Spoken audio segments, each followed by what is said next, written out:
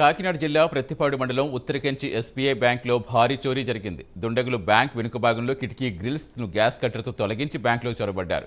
బ్యాంకులో సుమారుగా 30 లక్షల నగదు, కోటిన్నర బంగారం అపహరించారు.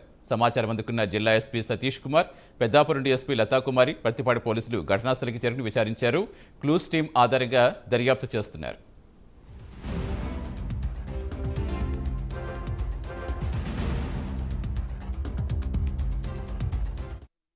సో మనకి ఇక్కడ ఉత్తరకాశీ విలేజ్లో ప్రతిపాడు మండలంలో ఈరోజు మనకి థెఫ్ట్ ఒకటి స్పెషల్ గ్రేవ్ థెఫ్ట్ అంటాము. సో అది థెఫ్ట్ జరగడం జరిగింది. సో మనకి ఇనిషియల్ ఇన్పుట్ ప్రకారము కొంతమంది వచ్చి బ్యాంకుకి వెనక విండోని గ్యాస్ సిలిండర్ వాడారు.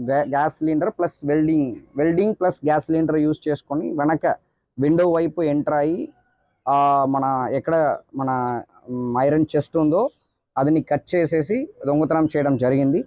ఇది మనం property worth around 70 to 75 lakhs వరకు ప్రాపర్టీ ఇప్పుడు మిస్ అయినట్టు మనకి ఇనిషియల్ ఇన్పుట్ తెలుస్తుంది. ఇంకా ప్రాపర్గా అకౌంట్ ఫర్ చేసిన తర్వాత ఎగ్జాక్ట్ వాల్యూ అనేది మనకి తెలుస్తాయి.